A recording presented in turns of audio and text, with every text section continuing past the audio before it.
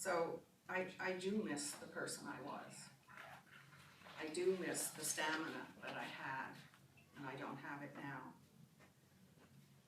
So 1 minute we're happy about we are where we are because we were so sick and we got so much better, but the next minute we can be overcome by sadness.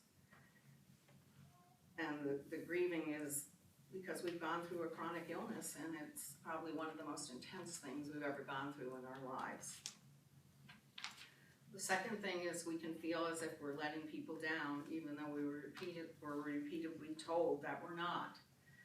I feel like if I have to say no to my kids, that I can't watch their children because of the way I'm feeling, I feel badly about it, even though they completely understand and they've been so good about it. Or if I have to tell a friend I'm coming over, I'm going out to dinner with them, and then I call and I cancel. I know my closest friends understand, but I still feel like I have to, that I'm letting them down and I'm not living up to what I should be doing. And the third thing was being chronically ill can be embarrassing. I think my loved ones can accept my illness, but yet I occasionally still feel embarrassed in front of them, and the fact that I've been sick for so many years, and I feel I catch myself talking about it sometimes, and I think, boy, they must be sick of hearing how I'm feeling, and I feel embarrassed, and I feel in this society we're supposed to be healthy and fit, and things should be kept private. But when you have to cancel plans at the last minute, or you can't do an activity, or you have to leave a gathering early, you're forced to talk about it and make apologies, and it can be embarrassing. So we have to continually depend on our loved ones to do a lot of things for us, and so we've lost the independence that we had. So that can be embarrassing for us. So I just thought that was kind of pertinent to Tammy. So with that, I'd like to introduce Tammy Bartoszek to us. She is a staff psychologist at Upstate Medical University. She has an extensive background. She's a psychologist. She graduated from Alfred University with a BA in psychology, from Indiana University of Pennsylvania with an MA and a PSYD in clinical psychology. She has an extensive background in working with nonviolence in males, assisting with support functions related to private outpatient psychological practice, and most importantly for us, she provides inpatient and outpatient evaluation and psychotherapy services as part of a multidisciplinary team for treatment of brain injury, spinal cord injury, and other medical issues requiring rehabilitation. She provides evaluation and treatment for patients experiencing ongoing pain. And she's been at Upstate for 15 years? Yeah, 15 years. So she was recommended to me because of ongoing pain issues and how to deal with them.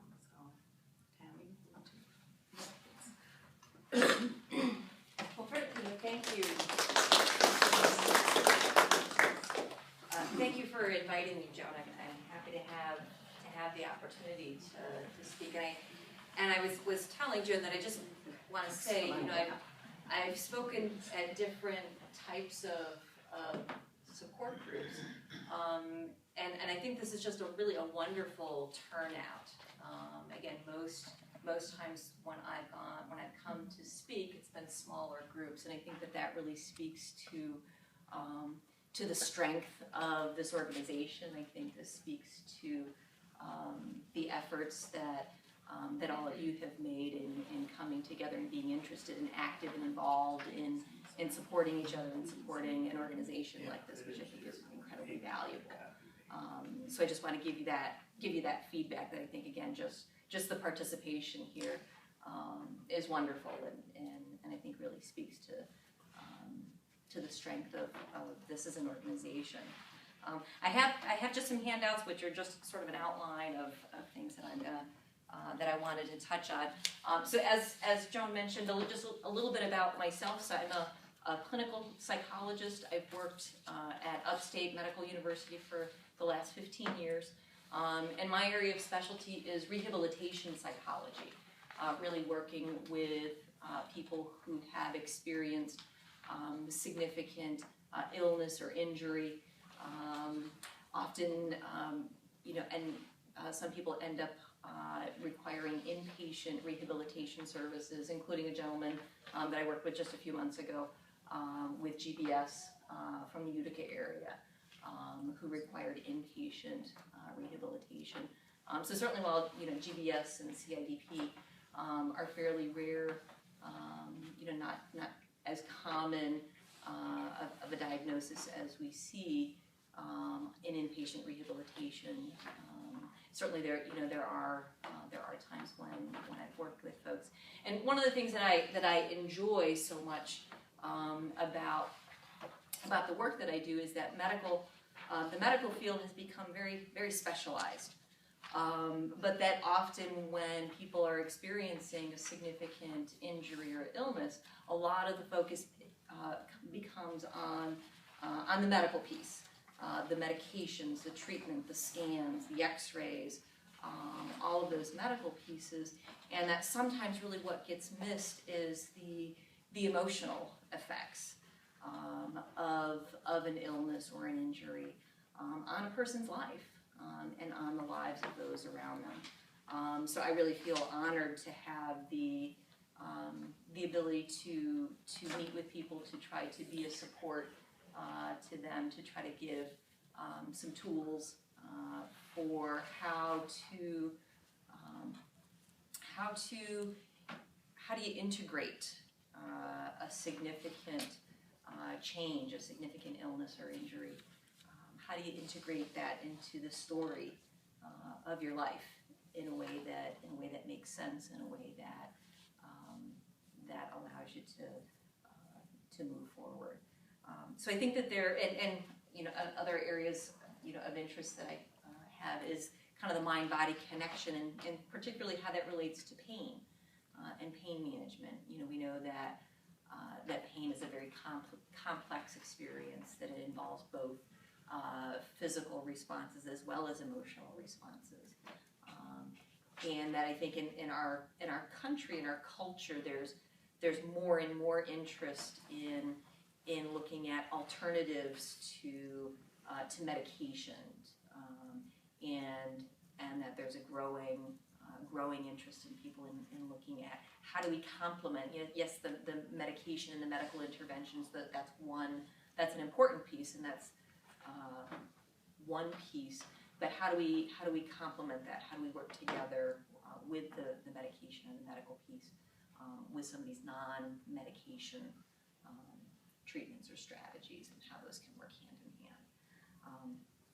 So in terms of just some of the things that can certainly have an impact on how somebody copes with some type of an acquired illness.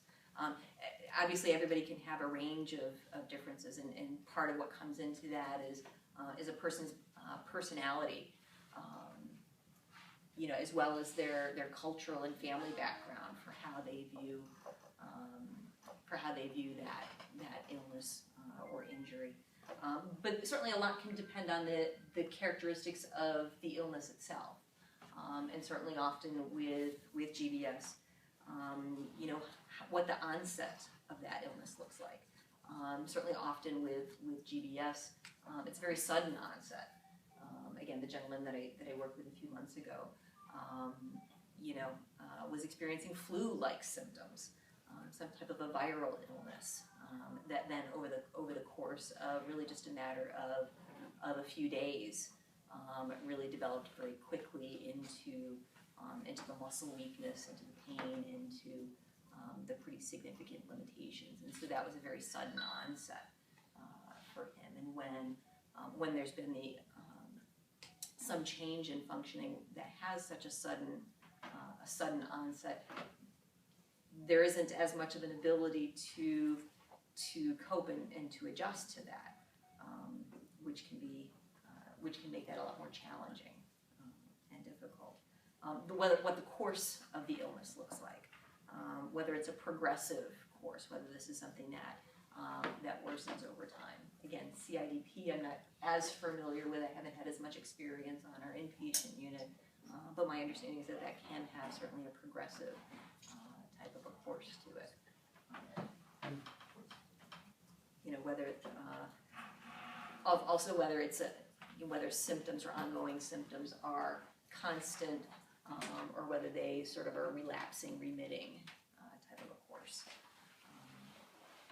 Certainly the degree to which somebody's incapacitated, you know, how much of an impact it has had on somebody's function. You know, also certainly one thing that I've had folks describe to me that can be a challenge is when there's an acquired illness that's really invisible to others, whether it is having ongoing pain, or whether it's having symptoms that aren't obvious to a casual observer. That when you meet somebody for the first time,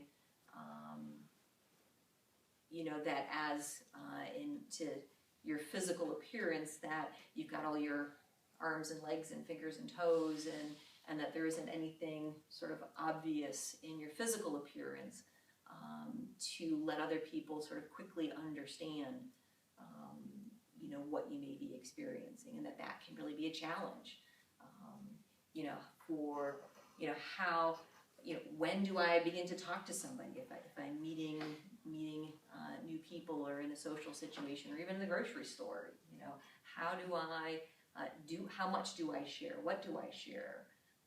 What would be the purpose of, you know, what am I hoping to gain out of that, and that understanding? You know, if what I'm experiencing really isn't visible and can't be seen easily by my friends or my family, or the people around me, or that, you know, yes, we've talked about it and they understand what I'm going through, but I look like myself, and so it's easy for them to forget, or to start to go back into, or to want to go back into routines for all the things that that they're used to having me do, and that can also be really, so that invisibility of the illness or the ongoing symptoms can be particularly challenging, as well as the meaning that gets attached to an illness, which can be very different for everybody. You know, and one of the things that I think can be helpful is, you know, is how do you attach meaning to an illness like this? What is there a way that you have been able to create meaning out of this for yourself? For some people that may tie in with their faith, with their spiritual beliefs. For other people it may not necessarily be tied into those beliefs, but ways that they have of understanding, you know, how this illness has changed you, in being able to find some way of having some meaning out of it. And certainly, you know, one of the things, you know, Joan, that you touched on was the experience of grief and loss. That often with an acquired illness, that there's a change, often a significant change, and a loss of certain abilities, loss of certain activities, sometimes loss of relationships. It may be loss of work. It may be loss of valued activities. You mentioned, you know, walking and traveling, and I think sometimes we don't have good or easy ways of being able to be aware of that sense of grief and loss.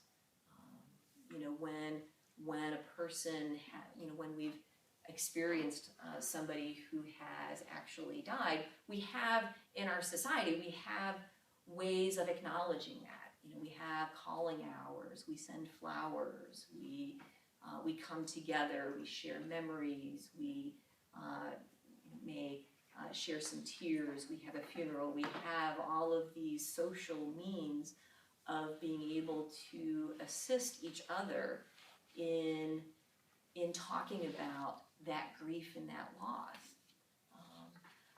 But often when you've had a new diagnosis, a new onset or an acquired illness or injury, we don't have a funeral for that. We don't have some of these socially kind of scripted ways of being able to come together and to talk about that, to talk about the loss. And I think certainly one of the biggest losses that people can experience is the loss of your own body as you know it, or as you have known it, which I think can be a tremendous loss. Again, but that we often lack these socially acceptable ways of being able to talk about and to grieve that loss. And I really believe and I really view that many people do experience a sense of grief. And again, there may be any number of emotions that can be associated with that sense of loss and grief.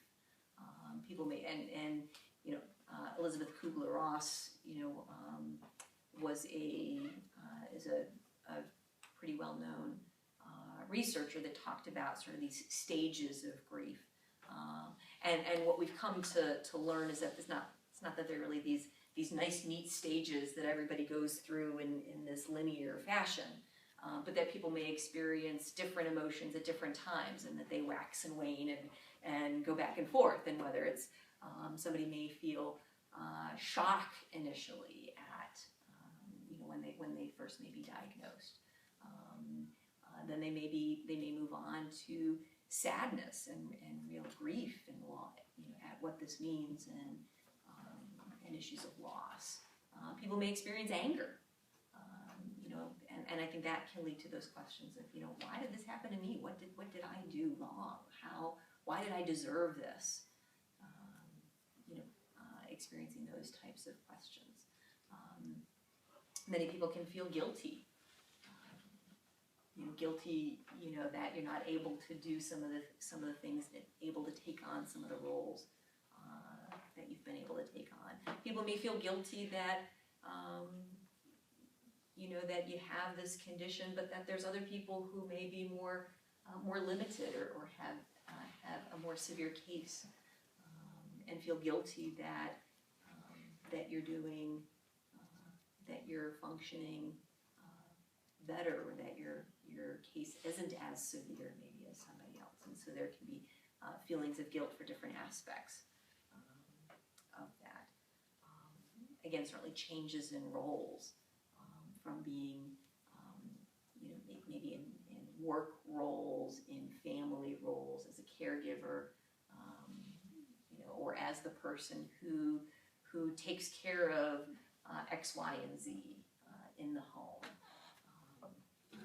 or at work, or with friends or family. If there's been a change in those roles, then that can really be experienced as a loss. I'm not able to fulfill those roles in the same way that I did before, and that's been an important part of who I know myself to be. I'm a grandmother. I'm a caregiver. I'm a nurse. This is how I define myself. This is who I am. And when those things change, or if those things aren't able to be fulfilled in the same ways, then that can leave an emptiness and a void. If I'm not able to be in my role in my work, if I'm not able to be in my role as a caregiver, who am I? Who am I now that I have GBS or CIDP, and what's valuable about me? And that can really lead people to certainly having periods of time where they may have those questions. What's important about me if I'm not able to fulfill these roles? And how do I come to the point of rethinking some of those and relooking at those for myself? How do I build back a sense of who I am and what's important about me, what roles, maybe I've lost certain roles, and how do I grieve the loss of those roles, but then how do I develop or create for myself what are new roles, what are things that haven't changed about me, what's important about me as a person that has not changed as a result of GBS or CIDP. And then I think certainly also part of that grief and loss is our fears of dependency. Many of us as adults, we sort of take for granted our independence, our ability to get dressed, to drive, to walk independently, to take care of things around our home, to do various activities. We take those things for granted until all of a sudden they're not there anymore. And there can be a fear of, and often what we value about ourselves as adults is that independence. And there can be certainly a fear with a new onset illness or injury. This fear of, I may need other people to do things for me. I may need my family to take care of things that I used to take care of, to do certain things, or to help me with things. And that's new, and I'm afraid of what that may mean. I don't want to be a burden to my family. I don't want to depend on them for things that I need or things that I used to be able to do, and that can be a fear. So I think there's a whole range of emotional experiences that I think are really quite expected and quite normal part of the process of coping and adjusting to a new diagnosis, to a new illness. Certainly some of those can be, having times of feeling sad, being tearful, feeling angry, feeling guilty, feeling nervous, feeling anxious, and that those things may change on a day-to-day basis, on an hour-to-hour basis. As like I said, those stages of grief really aren't nice, neat stages that they sort of come and go and wax and wane and may be experienced differently at different times. Certainly people may experience times of withdrawal, really kind of isolating from friends and family, spending more time just sort of quietly thinking, wanting to have times of being alone, as somebody's sort of working through and trying to process what this means for you. How does this change things, and what does this mean in terms of who you are in the roles in your life. Certainly there may be also periods where you may feel more needy of others, that you may feel that you need more support from friends or family, that with a fearfulness of and as adjusting to changes in physical functioning and physical abilities, some increased fear of falls, fear of being able to do X, Y, or Z, fear of additional, fear of the other shoe dropping. Again, I certainly have met with a number of people, again, particularly folks that have had sort of a sudden onset of their symptoms, where that has been really traumatizing.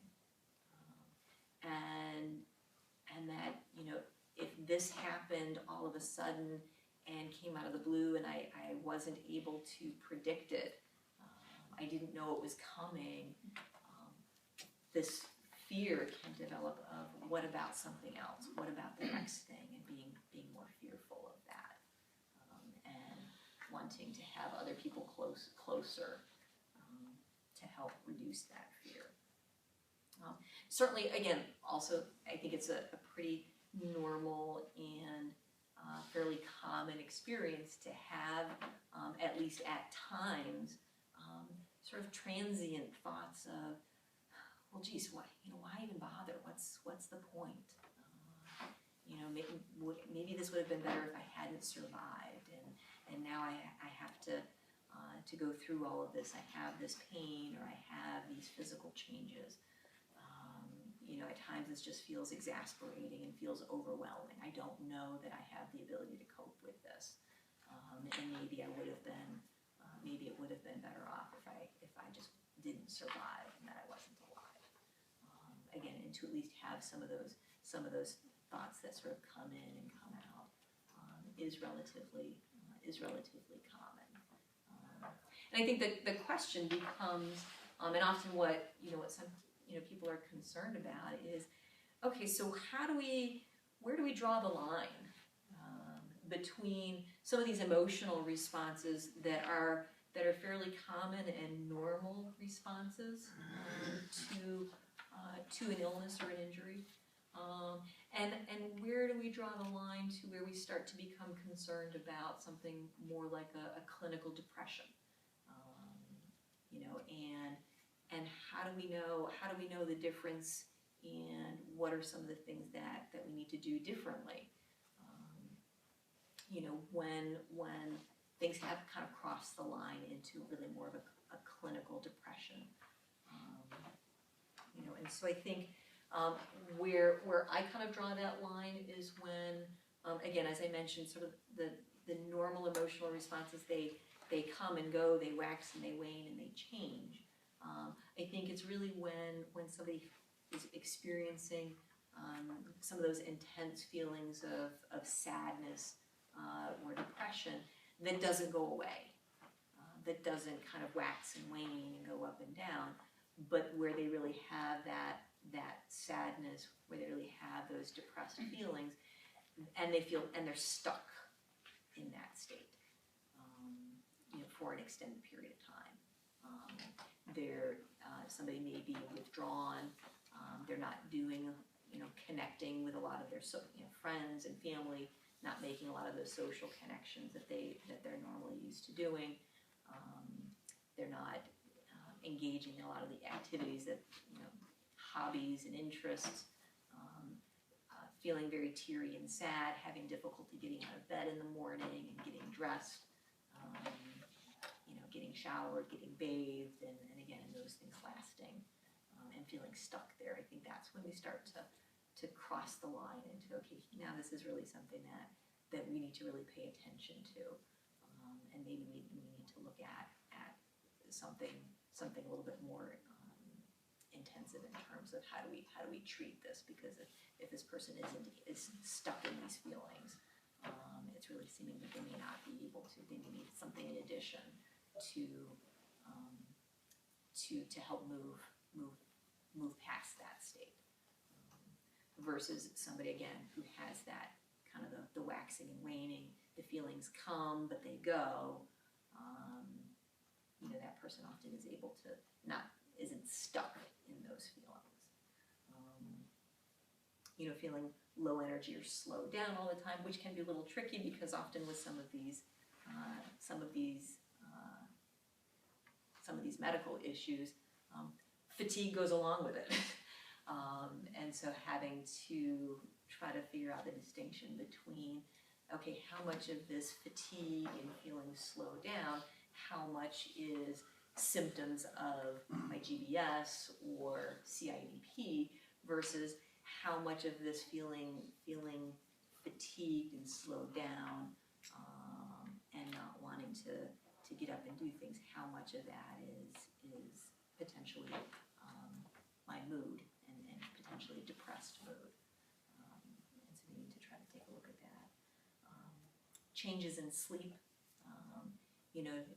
If you have somebody where there's been a significant change in sleep, going from a normal sleep pattern to then sleeping much of the day or all day, or the opposite, not sleeping, having difficulty sleeping at night, that can be, again, and something that is consistent and doesn't go away.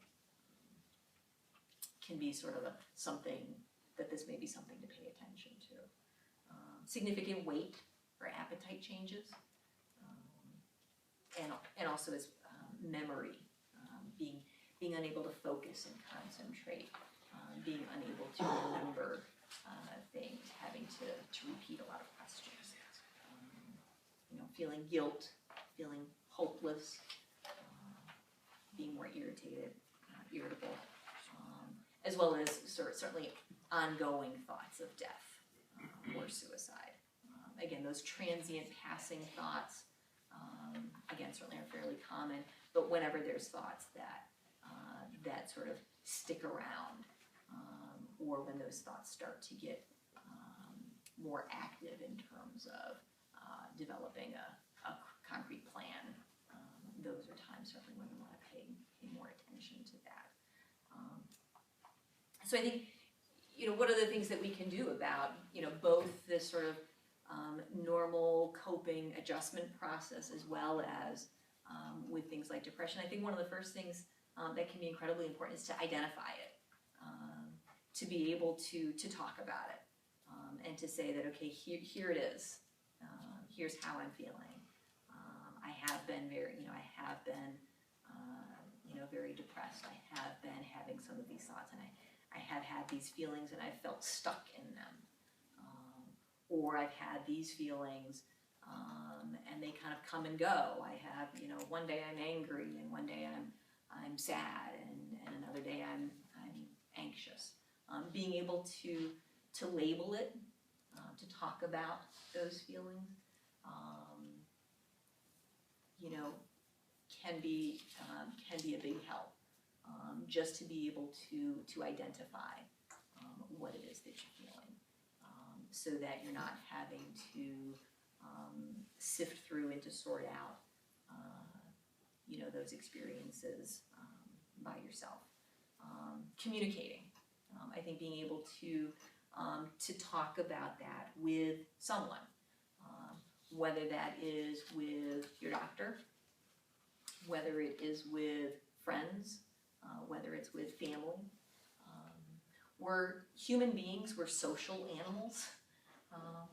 Our brains are built for social interaction. We need other people. We thrive in social contexts. So being able to share with another person, whoever that may be, being able to talk with another person about what we're experiencing can really change that experience just with that act of not being alone in it.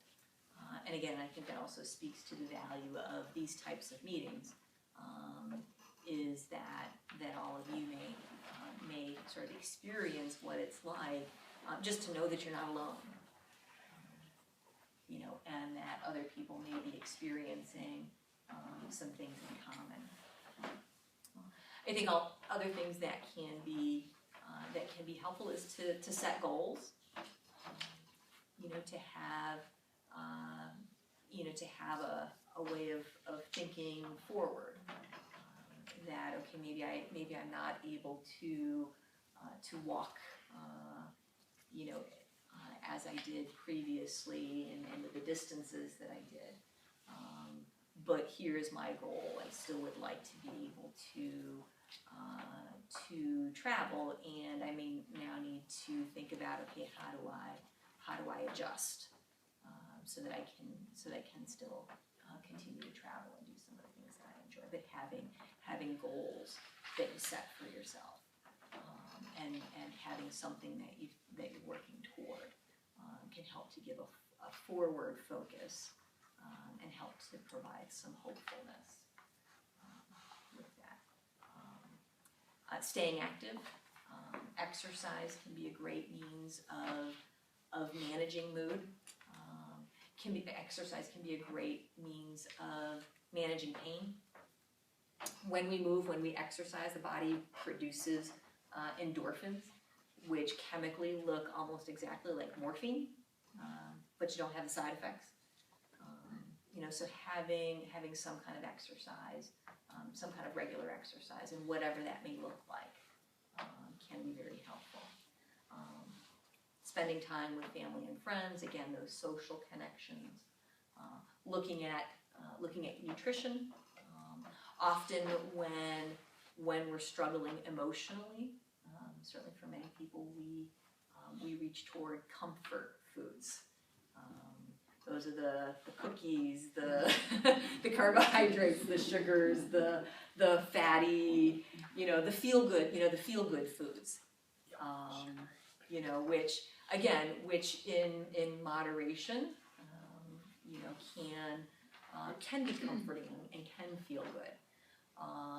The downside of that can be that sometimes the simple sugars and the carbohydrates, they feel good in the short term, but then that energy quickly burns out and can leave you feeling lower in energy afterwards. And that if again, and that by sort of using the comfort foods to a large extent can create additional complications of that. And so looking at ways to how do you pay attention to how you're eating, and looking at getting good long-lasting energy, and things that can help to feel good over the long term, as opposed to just the short term. Also being patient. Again, I think many people have sort of very high expectations of themselves, and particularly when there's been a significant change, it can be very easy to be impatient. I want to be able to get back to doing this, and I want to be able to do it yesterday.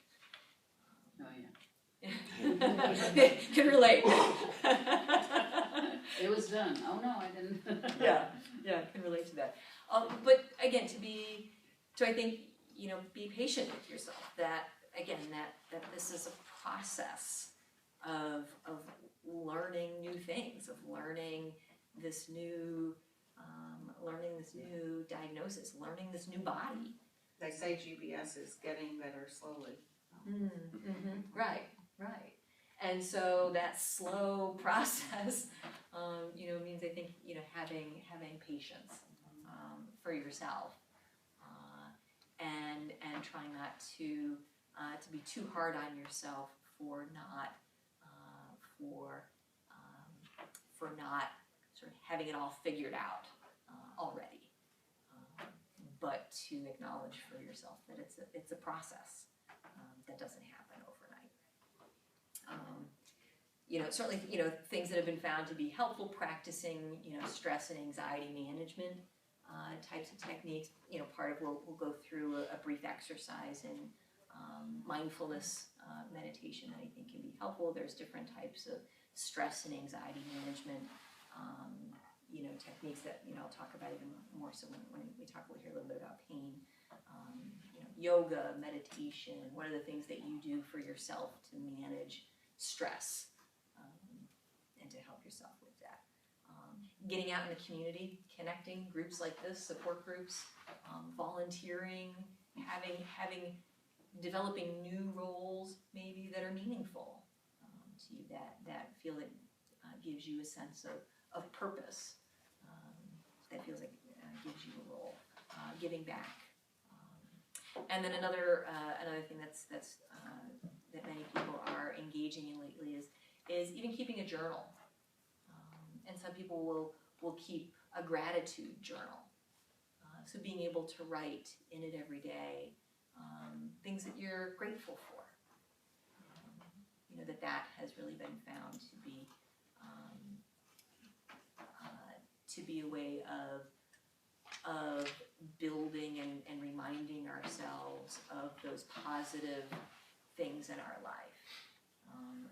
At times when we can feel overwhelmed by some of the challenges and some of the negativity, having a time that you focus on the things that you may be grateful for, and doing that on a regular basis can actually help build those things. So I want to shift a little bit into talking about pain specifically, because I know that for many people can be something that can be a significant issue. I think over time, sort of the medical field is growing. Actually, I brought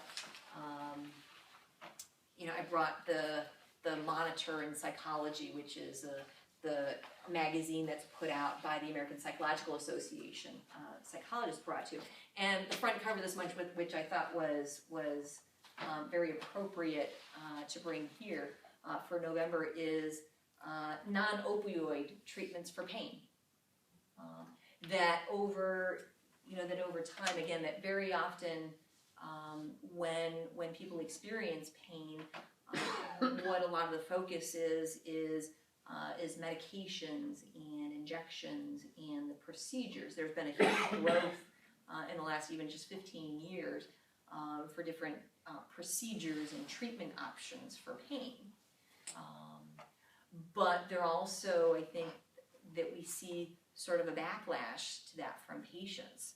And I've certainly had many people, talk with me about how, okay, I go to my doctor, but all they want to do is give me more pills. Right. And that's not all that I'm looking for. There needs to be, or there has to be something else. Again, not that the medications or that these procedures aren't important or valuable, but that it's just one piece. That can't be the only piece, or that, obviously that there's limitations to those things. That often, pain is something that doctors can't always fix. They can't always make it go away. We also know over time that pain is an incredibly complex experience. Medical models now are referring to it as a biopsychosocial model of pain. That with the idea that we need to keep in mind that pain, yes, there's aspects of our biology. There's the physical, biological processes that are contributing to pain. But that pain also has an emotional experience to it as well. And that those emotions and paying attention to those are an important part of really having a full understanding of pain, as well as the social aspects of pain. That pain occurs in a social context. Different cultures respond differently or have different ways of expressing pain. From my stoic German background to where my father has a tendency to really downplay and to not really talk about his pain or to seek any kind of assistance for that. That sort of was culturally ingrained into him versus other cultures that are more expressive and open about experiencing pain. So we need to be paying, if we're trying to understand pain, we really need to pay attention to all of these different aspects of it. There are a number of, again, so I'm not able to speak kind of to the medical treatments and strategies for pain, but there has certainly been growing interest in studying and in having some of these non-medication treatments and strategies for managing pain. And there's certainly been growing evidence for the benefit of some of the different ways of managing it through things like hypnosis. I had a mentor, a supervisor in graduate school who did a training seminar in hypnosis, and there's some research studies that for folks that who are really able to develop some incredible skill in managing pain through hypnosis or self-hypnosis. They had, there was a group of people who were able to undergo dental procedures using no Novocaine or anesthesia of any sort, but only through the use of hypnosis. I don't know that I personally would be willing to go forward with that, but you know that having or developing that skill can be an incredibly powerful tool and a powerful skill. Things like yoga, mindfulness meditation, really using, and there's ways that we're understanding really how the brain works and how we can make changes in the brain through the use of things like mindfulness meditation. Again, which we'll practice, a brief exercise here in a minute, where pain and our experience of pain really happens in the brain. We may feel pain in a certain area of our body and be experiencing that, but the brain is really where that experience is processed and understood. Those messages that come from your feet with that neuropathic pain, for that pain sensation. If those messages don't travel from your feet up to your brain where it's understood, then you don't have that experience of pain. And we are actually understanding more about how we may be able to alter how our brain processes that experience of pain. And that for people who experience pain on an ongoing basis, how there actually has been some changes to the brain that may contribute to that. And so actually this might be a good time. So I have a brief exercise for anybody who's willing to participate in it. So what I'd like to do, if all of you are willing to sort of experience a little bit of what this looks like with me, I'd like to invite you to just get comfortable in your chair, to find a comfortable posture, and we'll go through just a very brief mindfulness type of an exercise. And as you get comfortable in your chair and find a comfortable position, I'll invite you, you're welcome to leave your eyes open, or you can close them, whichever is preferable to you. And just begin by turning your attention inward. So mindfulness really is a way of focusing our attention. And so turn your attention inward, and just notice your breathing. I'd like to invite you to breathe. Notice the sensation of your breath as it travels in through your nose and out through your mouth. And as you notice the sensation of breathing in and breathing out, turn your attention to your belly and just notice as you begin to settle in, how as you breathe in and breathe out, that your belly may rise and lower. And that as you breathe in, I'd like to invite you to encourage the breath to come from a little bit deeper in the lungs and a little more slowly. Knowing that for the next few minutes, there's no place you need to be, nothing more important that you need to be doing than taking this time to explore your body and to learn what sensations may be there. And just noticing the sensations of your body as you breathe in and breathe out, and see what draws your attention.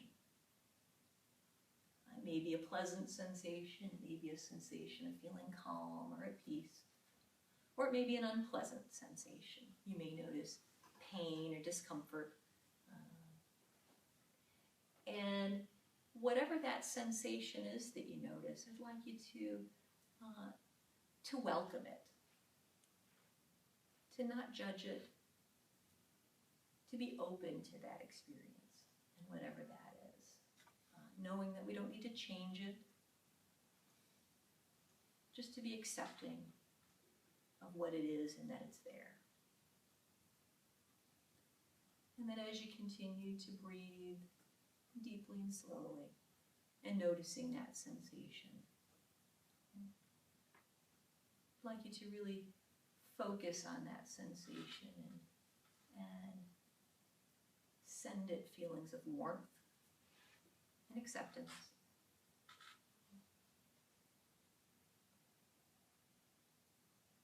Being open to that sensation without necessarily changing it.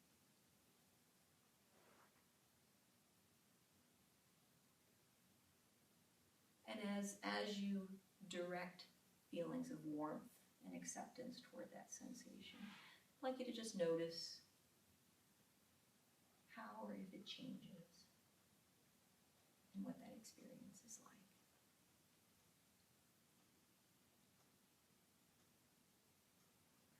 And continuing to send feelings just of warmth and acceptance as your breathing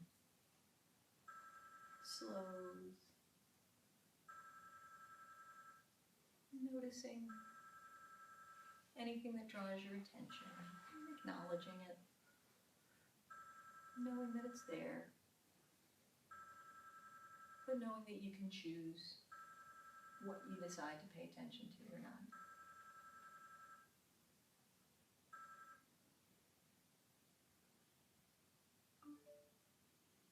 And as you continue to focus on this sensation,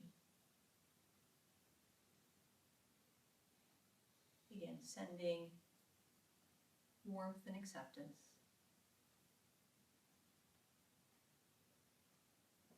And knowing that this is an experience that you can continue to explore at any time of your choosing.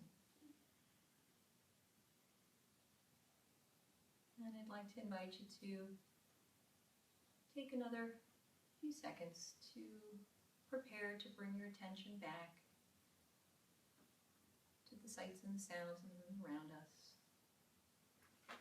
to allow your breath to fall back into a more natural rhythm, and to honor your body by moving or stretching anything that wants to stretch or to move. And when you're ready, bring your attention fully back.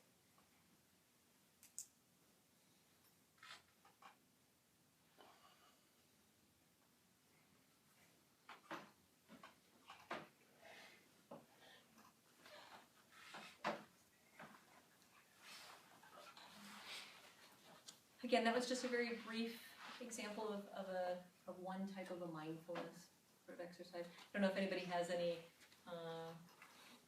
thoughts about their experience, what that was like. Well, I have an awful headache and it's not quite as bad. Yeah, so they've changed that a little bit. Yeah. Yes. Again, so these are types of exercises, and part of what I included some resources here on the handout. There are some YouTube videos, mindfulness in particular. There's lots of resources out there. You can get apps to download on your phone to lead through a meditation or a mindfulness exercise. There are YouTube videos. There's all sorts of resources out there, for exploring or learning more about those types of things. And again, I just include some other sort of non-medication strategies for pain management, things like exercise, massage, acupuncture, biofeedback. These are all areas that are sort of growing in interest, that can really serve as complementary types of treatment to some medication.